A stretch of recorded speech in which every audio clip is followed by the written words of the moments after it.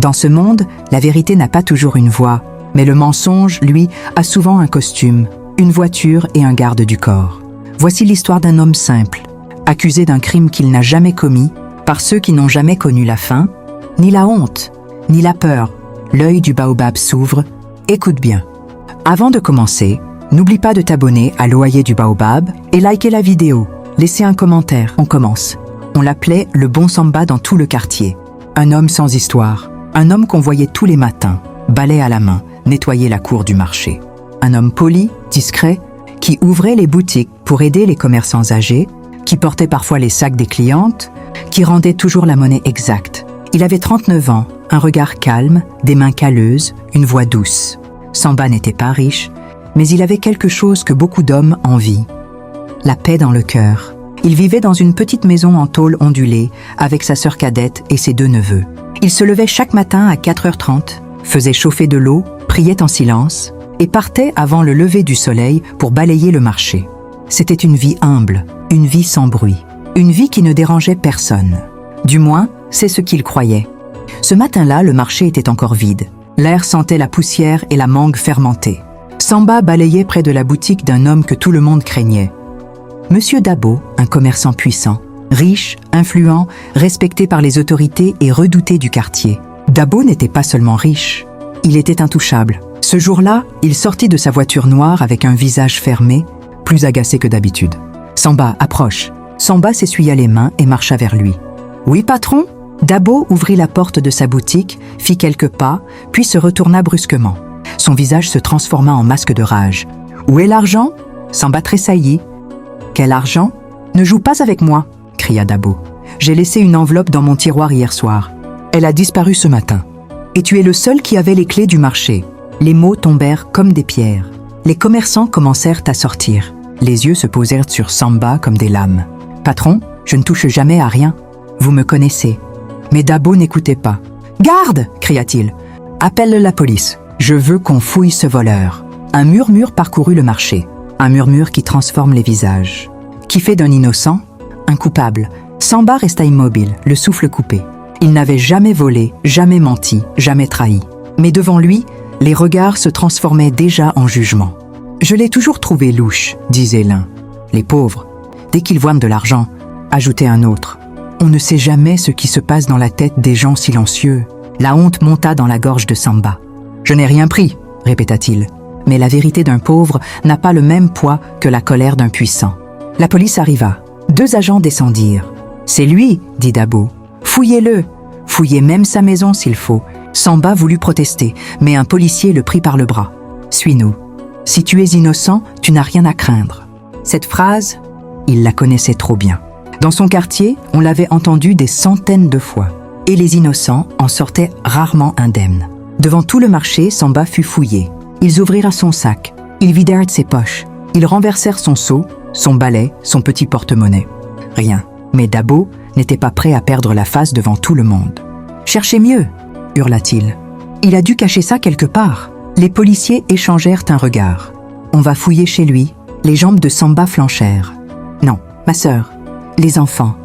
S'il vous plaît. » Mais on ne l'écoutait plus. Il était déjà coupable dans les yeux de tous. La foule murmurait, moitié choquée, moitié avide de scandale. Dabo, lui, se tenait droit, fier, sûr de lui, sûr que sa parole valait plus que la vie d'un homme simple. Et Samba sentit pour la première fois de sa vie ce que signifie être écrasé par ceux qui ont le pouvoir de détruire sans preuve.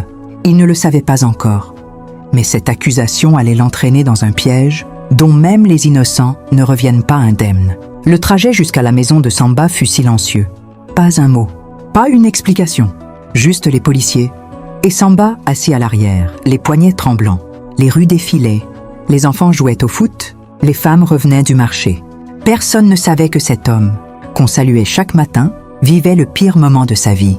Quand la voiture s'arrêta devant sa maison, Samba sentit tout son corps se tendre. Sa sœur, Mariama, balayait la cour. Elle s'approcha, inquiète. « Samba, qu'est-ce qui se passe ?» Un policier répondit sans détour. « On a des raisons de croire qu'il a volé une grosse somme d'argent. » Mariama éclata d'un rire nerveux. « Lui, mon frère ? Vous plaisantez ?» Les agents ne plaisantaient pas. « Laissez-nous fouiller la maison. » Mariama se tourna vers Samba. Ils n'ont rien à trouver, pas vrai? Samba baissa la tête. Je n'ai rien fait, mais ce n'était pas suffisant. Dans un monde où les puissants parlent fort, les innocents doivent hurler pour être entendus. Les policiers entrèrent. Ils ouvrirent les coffres. Ils renversèrent les habits. Ils fouillèrent sous les matelas, dans les casseroles, sous le lit des enfants. Rien. Puis l'un d'eux se pencha derrière le vieux poste radio de leur père. Samba sentit son cœur s'arrêter. « Hé, venez voir !» Dans sa main, une enveloppe blanche, épaissie, propre, intacte, trop intacte. « Voilà la somme volée, » dit le policier. Mariama hurla. « C'est impossible. Quelqu'un l'a mise là. » Le policier la repoussa. « Madame, ne compliquez pas les choses. » Samba, lui, se mit à trembler. « Ce n'est pas moi. Je vous jure devant Dieu. » L'autre policier, plus sévère, lança d'un ton dur. « Alors comment expliques-tu que l'argent de Monsieur Dabo se trouve dans ta maison ?» Une foule commençait à se rassembler dehors. Les voisins chuchotaient. Je l'avais dit. Les pauvres, ils voient de l'argent, ils deviennent fous. Il a eu peur et il l'a caché. Chaque mot était un couteau. Mariama tenta une dernière fois. « Vous pensez vraiment qu'un voleur laisserait l'argent chez lui, juste là ?» Derrière un poste radio cassé, le policier la fusilla du regard. « Madame, arrêtez de défendre l'indéfendable. » Samba sentit ses jambes flancher. Quelqu'un avait placé cette enveloppe ici. Quelqu'un voulait sa chute. Et ce quelqu'un avait le pouvoir de transformer un mensonge en vérité officielle. Les policiers saisirent Samba. « Vous êtes en état d'arrestation pour vol aggravé. » Les enfants sortirent en courant. L'un cria « Tonton Samba, où vous l'emmenez ?» Mariama pleurait, frappait sur la poitrine du policier. « Lâchez-le !»« C'est pas lui !» Mais les menottes se refermèrent. Un cliquetis sec. Le son de la justice. Mal utilisé. Samba regarda la foule. Tous ces visages qui hier encore lui souriaient. Aujourd'hui, ils se détournaient, honteux ou satisfaits.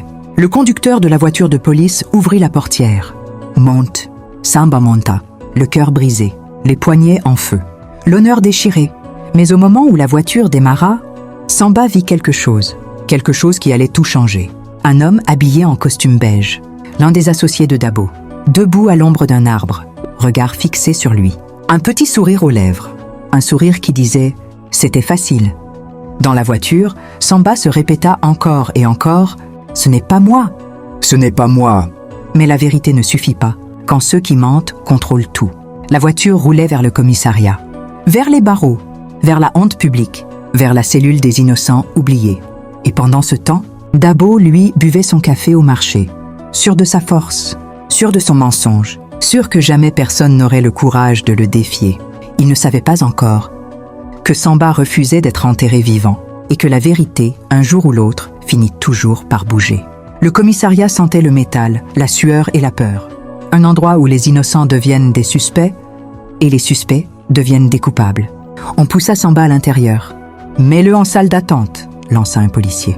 Ce n'était pas une salle d'attente. C'était une petite pièce au mur décollé, avec une chaise froide et un néon qui clignotait. Le policier referma la porte. Le bruit du verrou résonna dans la tête de Samba. Il était seul. Seul comme jamais. Les minutes devinrent longues. Les heures encore plus. Samba n'entendait que sa respiration. Et ses pensées tournaient en boucle. Comment ont-ils fait entrer cet argent chez moi? Qui a placé l'enveloppe? Pourquoi moi? Chaque question était un coup de couteau. Un coup qu'il ne pouvait esquiver. La porte s'ouvrit brusquement. « Toi viens !» Deux policiers l'amenèrent dans une pièce sombre. Juste une table, 2 chaises et une ampoule nue. Le policier au dossier épais parla le premier. « Alors, Samba, pourquoi tu as volé l'argent de Monsieur Dabo ?» Samba répondit calmement. « Je n'ai rien volé. » Le policier sourit. Un sourire dangereux. « C'est drôle. Parce qu'on a trouvé l'enveloppe chez toi. Quelqu'un l'a mise là. Vous le savez très bien. » Le policier tapa du poing sur la table. « Tu es un menteur, Samba.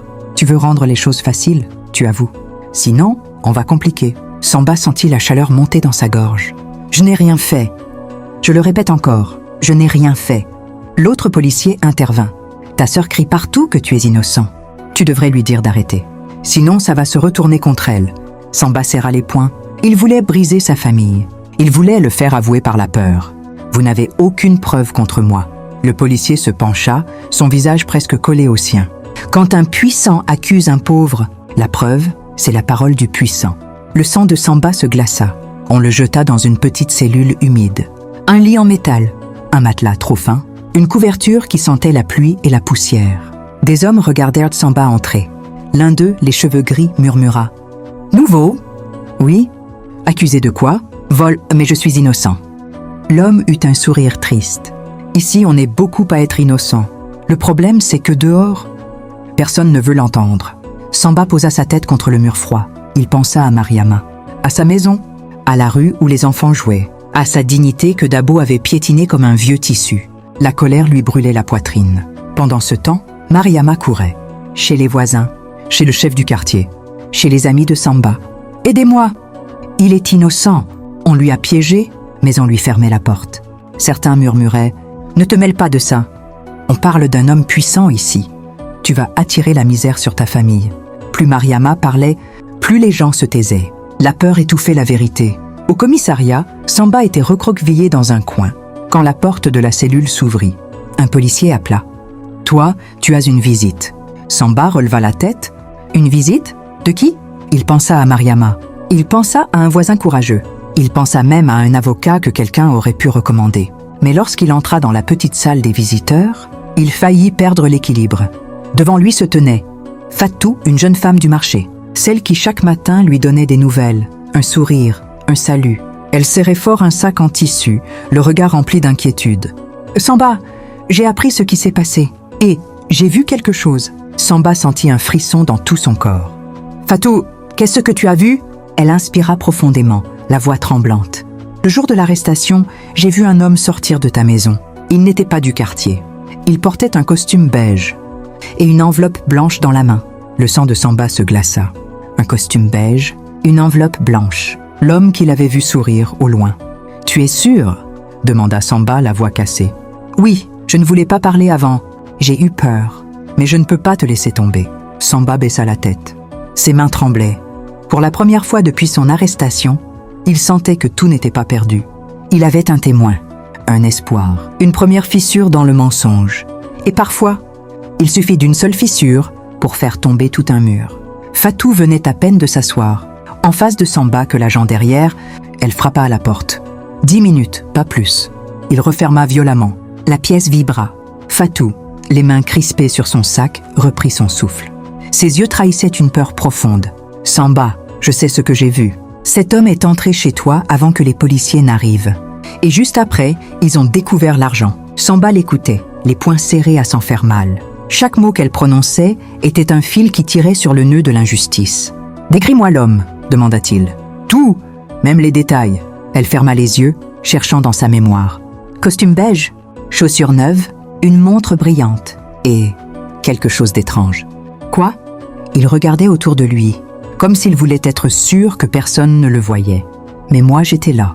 Et quand nos yeux se sont croisés, il a souri. Samba sentit une sueur froide lui descendre dans le dos. Il connaissait cette description. Il avait vu cet homme, le jour même de son arrestation. Un homme trop propre pour ce quartier. Trop confiant. Trop tranquille. Pourquoi tu n'as rien dit plus tôt ? Fatou baissa les yeux. Parce que je sais qui travaille pour cet homme. Et ils n'aiment pas les gens qui parlent. Samba inspira. Le commissariat résonnait de pas, d'ordres, de menaces lointaines. Il se sentait soudain au milieu d'un cercle qui se resserrait.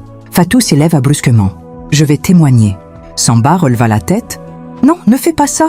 Pas maintenant. Ils vont essayer de t'effrayer. Ou pire encore. » Fatou sourit tristement. « Samba, tu as toujours été quelqu'un de bien.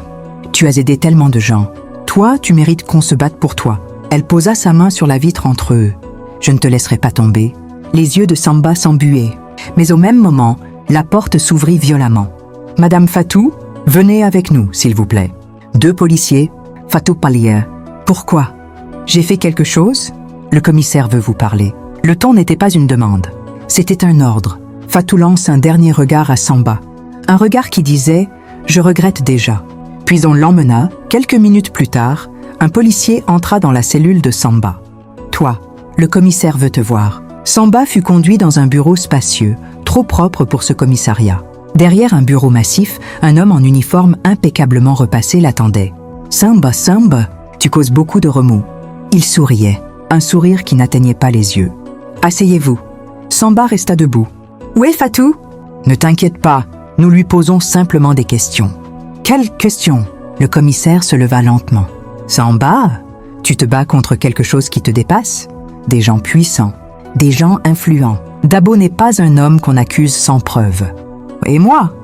Je suis un homme qu'on accuse sans preuve, c'est ça? Le commissaire haussa les épaules. Écoute, tu es un jeune homme intelligent. Tu sais très bien que ce combat, tu ne peux pas le gagner. Il s'approcha. Alors signe. Il posa un papier sur la table. Ça dit que tu reconnais avoir volé l'argent et que Dabo retire sa plainte en échange d'excuses. Tu sors dès demain. Ta vie reprend. Personne ne te touche. Samba fixa le papier. C'était comme une porte ouverte. Vers la liberté. Vers sa maison. Vers Mariama. Mais c'était aussi une corde. Une corde invisible qu'on allait nouer autour de son cou. « Je suis innocent », murmura-t-il. « Samba ». Il posa sa main sur son épaule. « L'innocence ne sert à rien quand les puissants écrivent l'histoire. » Samba ferma les yeux. Il imagina Mariama, sa sœur pleurant devant la porte du commissariat. Fatou menacé, les voisins silencieux.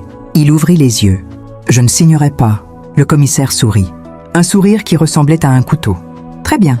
Alors, nous allons laisser le temps faire son travail. Et les gens qui te défendent découvriront ce que cela coûte. » Il frappa sur la table. « Ramenez-le en cellule. » 2 policiers tirèrent Samba hors du bureau.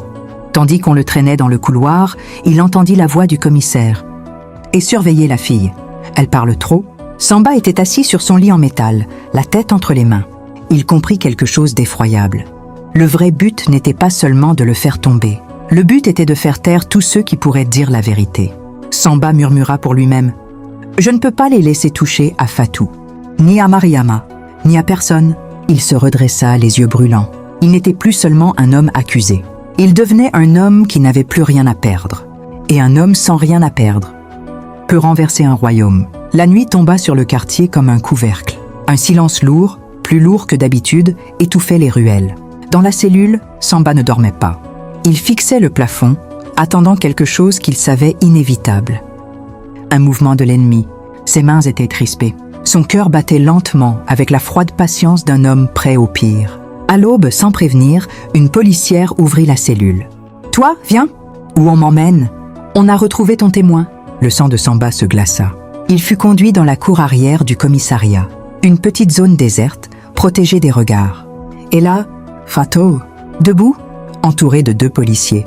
Elle pleurait silencieusement. « Samba, je suis désolé. » L'un des policiers lui serra le bras trop fort. « Fatou !» cria Samba. Le commissaire arriva, calmement, les mains derrière le dos. « Tu vois, Samba, défier les plus puissants, ce n'est pas seulement risquer ta vie.